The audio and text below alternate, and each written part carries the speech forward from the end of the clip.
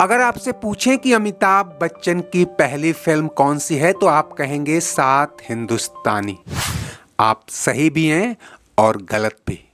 नहीं समझे तो पहले ये आवाज सुन लीजिए। इसी बंगाल के हैं भुवन सोम, 16 आने खरे, बरसों बंगाल के बाहर रहने के बाद भी जिनका बंगालीपन नहीं गया। 1 जनवरी 1969 को रिलीज हुई फिल्म भुवन सोम सात हिंदुस्तानी से करीब 10 महीने पहले पर्दे पर आ गई थी। आप में से कईयों ने इसे नहीं देखा होगा, लेकिन यह फिल्म कई मायनों में सिनेमा के इतिहास में मील का पत्थर बन गई।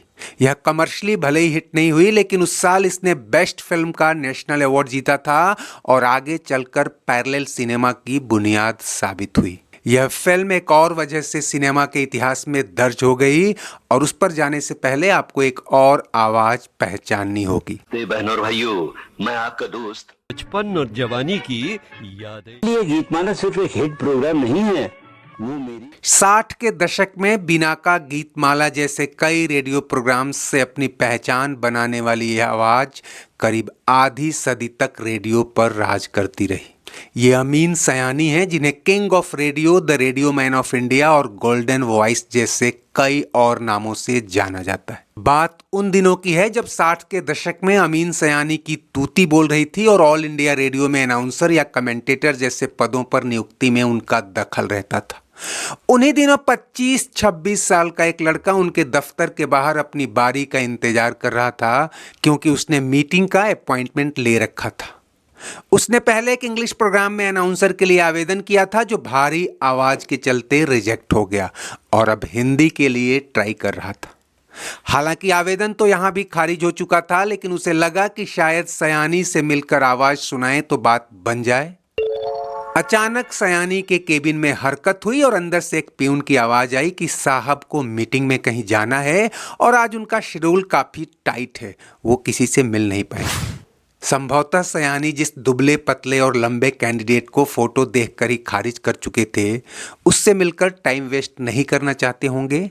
लेकिन उसके बाद न तो इस लड़के को AIR ने बुलाया और ना ही उसने उधर का रुख किया। बात आई गई और चली गई।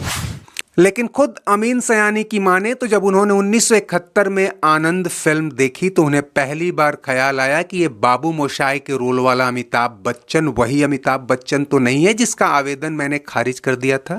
बकौल सयानी मुझे तब ये भी लगा कि शायद इस आवाज को परखने में बड़ी चूक हो गई और अमिताभ से मीटिंग नहीं करने का मलाल भी रहा। लेकिन आगे चलकर सुकून भी हुआ कि अगर अमिताभ को रेडियो में नौकरी मिल जाती तो शायद भारतीय सिनेमा इतने बड़े सितारे से वंचित रह जाता। और हुआ भी यही। जिस आवाज को रेडियो के लायक नहीं समझा गया, वो हिंदी सिनेमा की पहचान बन गई। राजा शराफत से खड़े रहो, ये पुलिस स्टेशन है, तुम्हारे बाप का घर नहीं। मैं आज भी फेंके हुए पैसे नहीं उठाता। गब्बर सिंह, अपने आदमियों से कह दो कि अपनी बंदूकें फेंक दें। लो कर लो बात। अरे बाबूजी, ऐसी इंग्लिश आवे दैट आई कैन लीव अंग्रेज बिहाइंड। बाद में इसी सयानी ने अपने कई इंटरव्यूज में कहा कि वो खुद अमिताभ की आवाज के कायल थे और यह भी पाया कि समय के साथ उनकी आवाज में गहराई और धार दोनों बढ़ती गई थी। बात आवाज की चली है तो ये भी बताते चलें कि अमिताभ बच्चन को दर्जनों फिल्मों में केवल उनकी आवाज यानी वॉइस ओवर के लिए इतने पैसे मिले जितने उनके समकालीन स्टार्स को पूरी फिल्म में काम करने के बदले मिलते थे।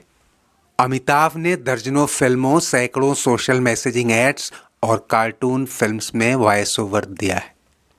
ये बातें सुनकर तो आप बोर हो चुके होंगे कि अमिताभ को 12 फिल्मों में नाकामी के बाद जंजीर से स्टारडम हासिल हुआ, लेकिन कामयाबी को अगर सिर्फ बॉक्स ऑफिस कलेक्शन से न तौलें तो ये बात भी पूरी तरह सटीक नहीं है। अमिताभ की पहली फिल्म जिसमें उन्होंने सिर्फ आवाज दी थी यानी भुवन सोम को बेस्ट फिल्म का नेशनल अवार्ड मिला था। एज एन एक्टर उनकी पहली फिल्म सात हिंदुस्तानी में उन्हें बेस्ट न्यू कमर का नेशनल अवार्ड मिला और तीसरी फिल्म आनंद में बेस्ट सपोर्टिंग एक्टर का फिल्म फेयर अवार्ड भी मिला। शुरू की 3 फिल्मों में मिली ये 3 पहचान काफी है ये साबित करने के लिए कि बंदे में कुछ तो था। और यहाँ कड़ाके की ठंड में जरा आपके जोश को भी गर्म कर दूं कि जब कभी लगे कि आप नाकाम हो रहे हैं या उस काम में सफलता नहीं मिल रही जिसके लिए आप जी तोड़ कोशिश कर रहे हैं, तो जरा रिवर्स गियर में सोचिएगा कि कहीं ऊपर वाले ने आपके भीतर कोई और स्किल भी तो नहीं दे रखी जिसका आप बिल्कुल इस्तेमाल नहीं कर रहे। दोस्तों, दुनिया का इतिहास भरा पड़ा है ऐसी महान हस्तियों से जो बनना तो कुछ और चाहते थे और ऊपर वाले ने उन्हें किसी और काम के लिए बनाया था। अरस्तु पेंटर बनना चाहता था लेकिन दुनिया का महानतम दार्शनिक बन गया। सचिन तेंदुलकर तो तेज गेंदबाज बनना चाहते थे और 14 साल की उम्र में चेन्नई के MRF पेस फाउंडेशन में दाखिला तक ले लिया था। वहां कोचिंग दे रहे महान गेंदबाज डेनिस लिली ने उनकी बैटिंग स्किल को देखा और कहा कि तुम्हें तो बैट्समैन बनना चाहिए, और जब उनका बल्ला चला तो दुनिया ने गॉड ऑफ क्रिकेट तक कह डाला। कहने का मतलब ये कि जब आपका मेन स्किल न चले तो अपने साइड स्किल्स को भी परखते रहें, क्या पता वही आपका मेन स्किल हो। खैर, लौटते हैं अमिताभ की आवाज पर और नजर डालते हैं ऐसी ही कुछ फिल्मों पर जिनमें अमिताभ पर्दे पर तो नजर नहीं आए लेकिन उनकी आवाज अपना काम कर गई।